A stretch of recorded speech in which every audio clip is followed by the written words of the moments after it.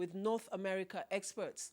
Joy Osiago is on location at the headquarters of the United States in Washington, D.C. with the details.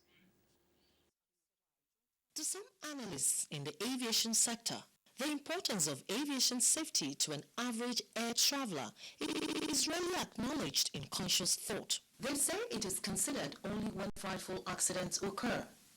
The Nigerian Aviation Minister Osita Chidoka says that perception must change in Nigeria. Anytime somebody enters that plane is an expression of trust that the system works. We have great responsibility to ensure that those passengers who go up come down safely. Because of that, safety becomes my mantra. It is my first port of call. That is the crux of the meeting with the United States National Transportation Safety Board, NTSB, considering the agency's role in the investigation of previous air disasters in Nigeria. We want to go in and look at all the recommendations that have been made in previous incidents and crashes, and to ensure that those recommendations have been carried out. The stakeholders deliberated on pilot and navigator certification, pilot rating, operational staff training, application of knowledge acquired, meteorological issues, and the need to focus on prevention and proactive investigation. The National Transportation Safety Board is an independent federal agency saddled with the responsibility of investigating civil aviation accidents in the United States of America. In Washington, D.C., Joy Osiago, NTA News. And Nigeria has once again lived up to her big brother status with the donation of military uniforms to the National Army of Guinea-Bissau after an initial assistance with vehicles. Cordelia Ukwoma reports that this is Nigeria's contribution to the full restoration of stability in the West African country plagued by instability since independence from Portugal in 1973. It was at the peak of restoring peace and democratic rule in the unstable country in November 2013 that Nigeria's President Goodluck Jonathan met with the armed forces of Guinea-Bissau, and one of the series of complaints was inadequate uniforms for the soldiers. In keeping with that promise, Nigeria's ambassador to Guinea-Bissau, Ambassador Ahmed Megida Adams, presented the items to the country's Prime Minister, Domingos Simões Pereira, on behalf of Nigeria at a very brief ceremony in Bissau. Nigeria has helped a lot. We contributed immensely, more than any other African country. We have contributed so much that every part of this country you go, they'll be talking about Nigeria, and I'm happy because I feel fulfilled. The fact that the president of Nigeria himself came to the inauguration of our president was a big signal. But now, corresponding to the demand that was done at that time, and really present us with this uniform, is a way really to reinforce this proximity and collaboration between the countries. So we'll do our side and do our best, really, to use it to the best of our capacities. En conformidade con as normas. They'll be well used and given to the militaries. It delivered on vehicles, delivery on uniforms, contributes in a very significant way to help Guinea-Bissau solve some of these urgent problems. The items include officers' uniforms, officers' caps, officers' shoes T1 and T2, battle dress, also known as combat camouflage uniforms, as well as matching belts and boots. The gesture will no doubt way in boosting the morale of the soldiers and towards the reforms in the military, already started by President Jose Mario Vaz shortly after he took hands of affairs a few months ago. President Goodluck Jonathan came to Guinea-Bissau. He saw, he promised, and has now kept faith with the people towards ensuring lasting peace in this part of West Africa. From Bissau in Guinea-Bissau, Cordelia Ukwoma, NTA News. In another development, the Nigerians in Diaspora Organization Europe has recorded another milestone with the launch of a mortgage scheme as a mechanism to encourage Nigerians living abroad to own property in their fatherland. Hawa Yusuf Funtua reports that the scheme is first of its kind.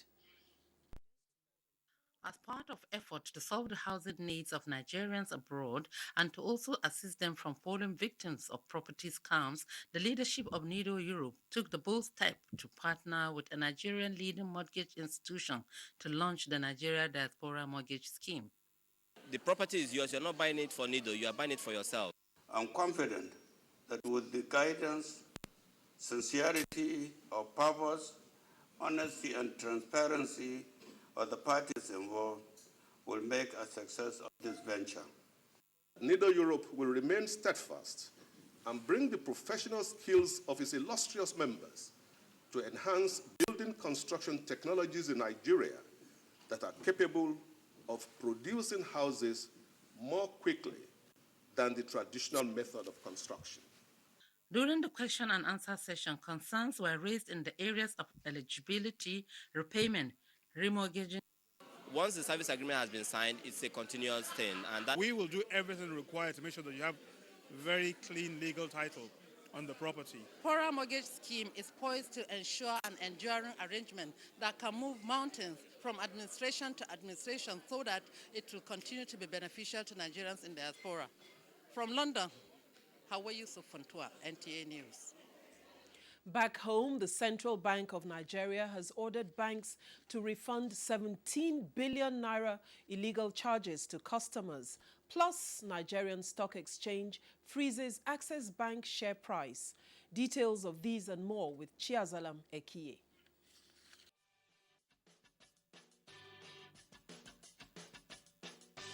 The Central Bank of Nigeria has ordered banks to refund over 17 billion naira illegally charged customers within the month of August 2014. Someone wants to post something else, makes an error, the bank books a profit, the customer discovers later and they say, no, you have to reverse that charges that you have taken. That's what happens most of the time.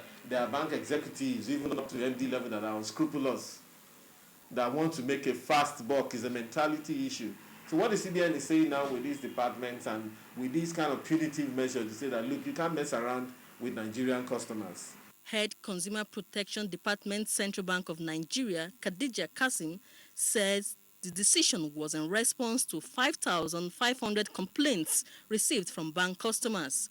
She noted that banks should treat their customers fairly and advise customers to always pay attention to their bank statements. Chiazalam Ekie, NTA News. U.S. President Barack Obama has said that the war on Islamic militants is not for America alone. The U.S. and 5 Arab allies launch airstrikes against Islamic State militants in Syria, and 2 Palestinians suspected of the abduction and murder of 3 Israeli teenagers in June have been killed by Israeli forces. Here is Nancy Godi-Anunihu with details.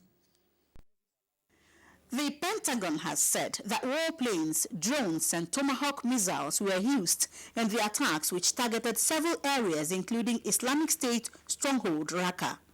Earlier this month, I outlined for the American people our strategy to confront the threat posed by the terrorist group.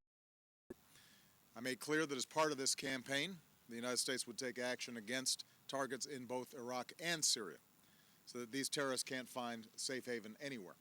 Syria's foreign ministry quotes its UN envoy confirming that the strikes hit large swaths of Syria and Iraq controlled by the militants. Activists have said that at least 70 Islamic State militants were killed in the strikes.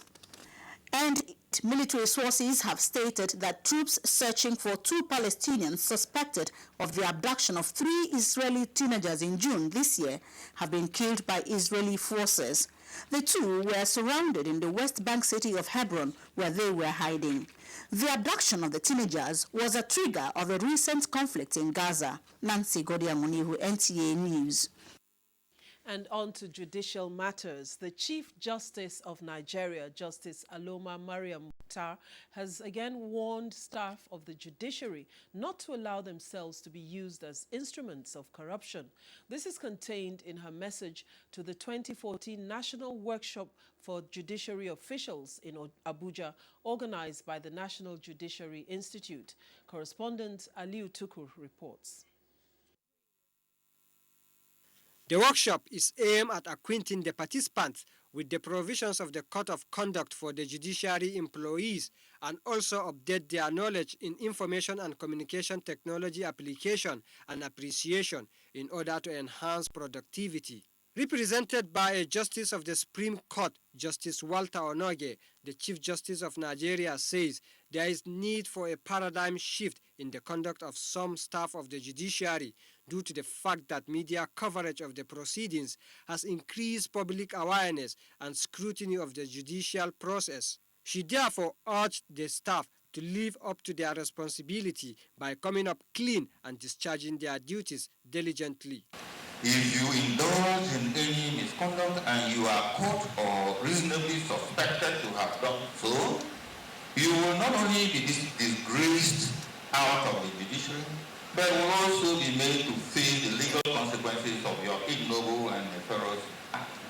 With the team revisiting the Code of Conduct for the staff of the judiciary, the workshop draws participants across the country in the persons of secretaries, court registrars, process clerks, and bailiffs. This has become necessary because there has been a gradual frightening the deviation from acceptable conduct by some judicial employees amounting to judicial misconduct.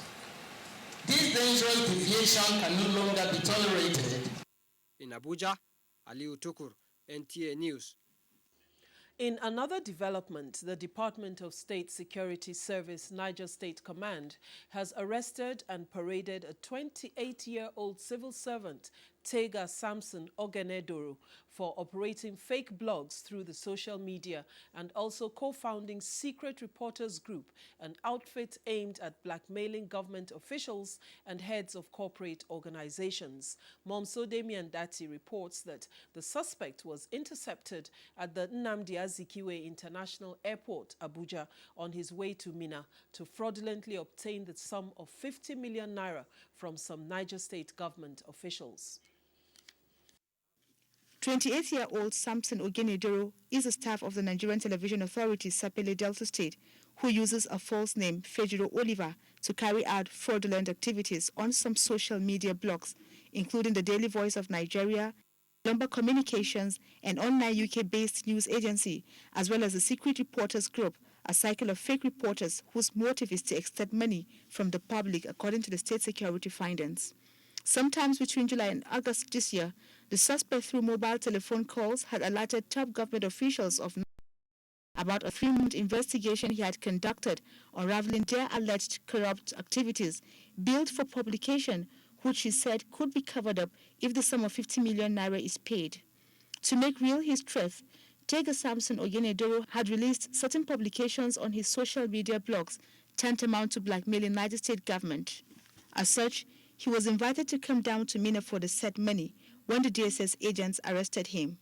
A statement by the Director SSS Niger State Command, Dr. Larry Obiagu, revealed that the suspect works alongside 2 syndicate members, Stanley Ogene and Francis Arinzi, who are at large to perpetrate his criminal activities. That's the name I use on my pen name in the media world. Fejiro Oliver. Blackmail will do with you saying, sir, I have the document against you. Give me this and I kill it. That to me is what blackmail entails. But in this particular case, it is never so. Like I said, it is not for the record of, we can still go and check the records from NTA, the call records, which can be checked. It's a simple question. Sir, reply to these inquiries. It is someone to hear about 50 million. It doesn't blend for me to say 50 million. The suspect is soon to be prosecuted, according to the State Security Service in Niger State. In Minna, Momso Damian Dati, NTA News. You're watching NTA International News from Abuja, Nigeria. You heard earlier that air safety issues have dominated talks in Washington, D.C. as Nigeria seeks collaboration with North America experts. Ahead in the news, Senate President suggests proactive measures to ensure free and fair elections at all levels. And towards ensuring quick response to all forms of disaster, NEMA commissions emergency response centers. Stay with us for details of these and more after the break.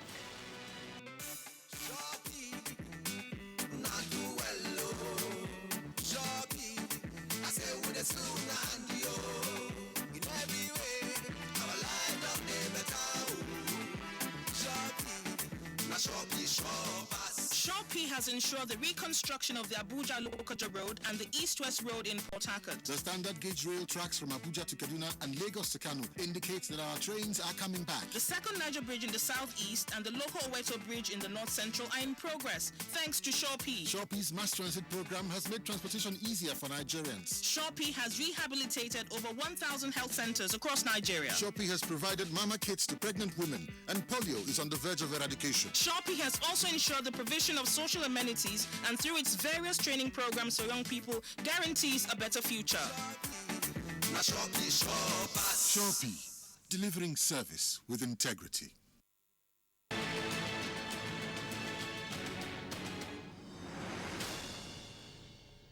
Thanks for rejoining us.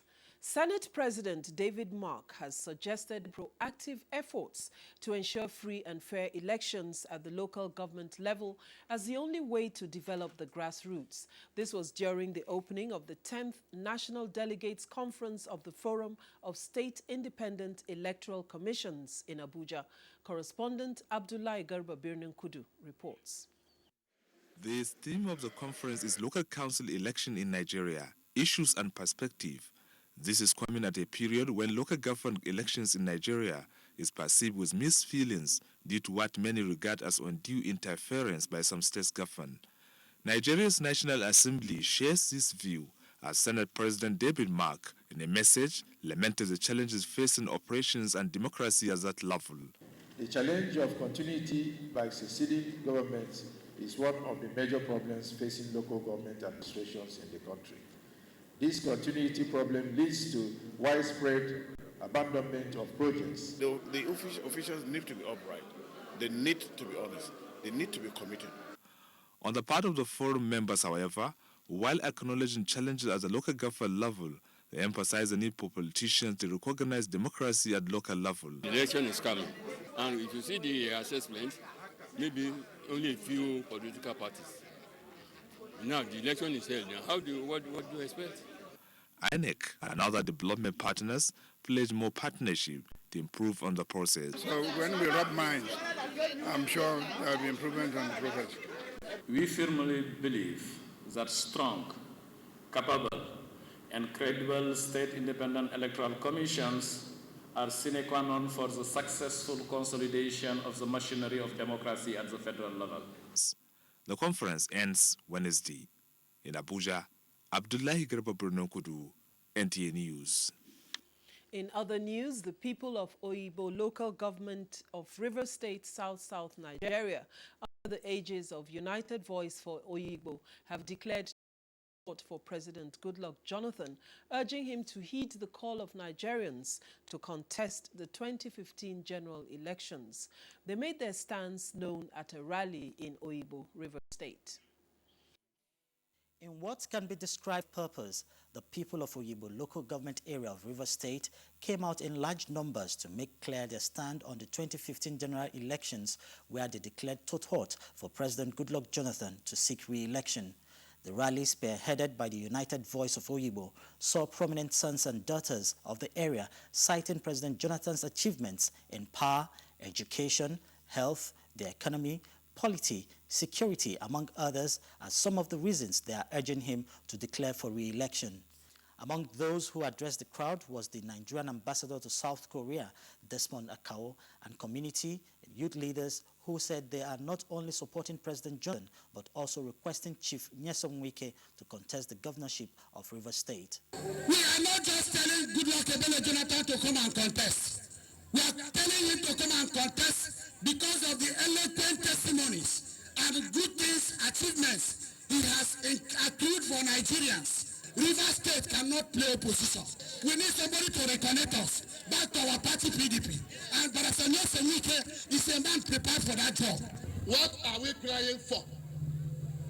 When the owners of the party of PDP, governors, have endorsed Jonathan. Women groups also addressed the rally and said President Jonathan and his wife, Dame Patience, have shown goodwill towards Nigerian women, hence their support for his re-election. In Abuja, I am Isaac Nkuma. And as the 2015 general elections draw nearer, the People's Democratic Party National Youth Leader Abdullahi Mai Bisira says the vibrancy and activism of students in the country should be properly channeled before, during and after the elections. Correspondent Gabriel Odu has more.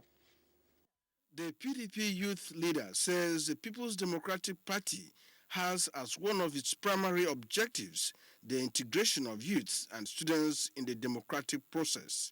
That is why it's created the office of the National Youth Leader. There has been a lot of debates as to whether students can form part of the body politic actively in Nigeria.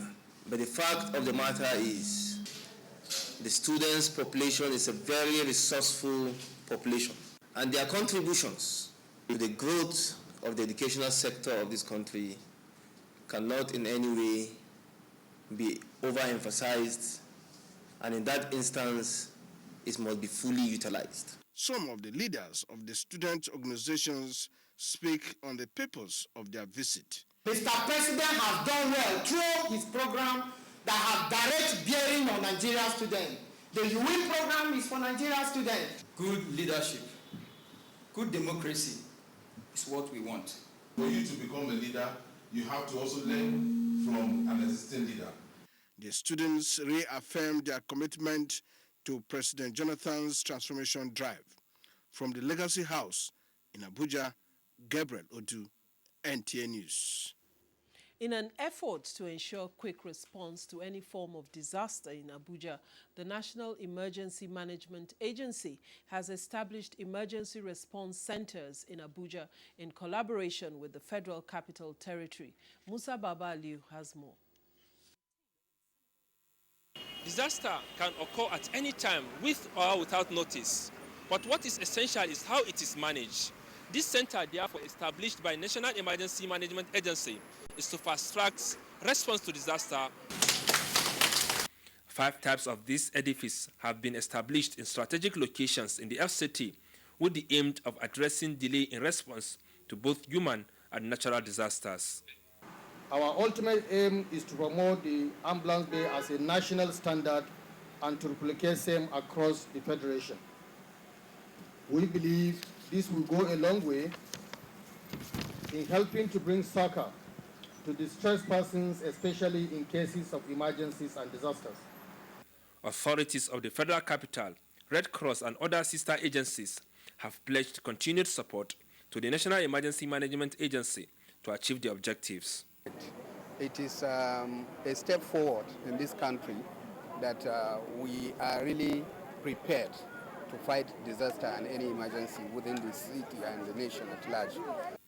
The centers have been equipped with ambulances, firefighting vehicles, as well as technical support. In Abuja, Musa Baba Aliu, NTA News. In our sports package, ex-international expressed confidence that Super Eagles will make Morocco 2015.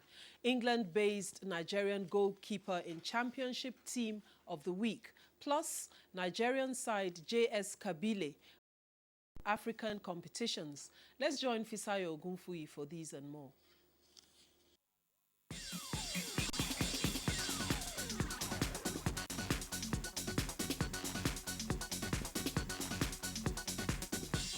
With just a point on board after 2 AFCON qualifying matches, soccer fans, administrators and ex-internationals in the country know the chances of the Super Eagles making it to Morocco to defend their title is now down to permutations and a consistent win run. Those who have played the game at one time or the other and walked the tightrope while trying to secure qualification say the Nigerian team thrives when doing it the hard way.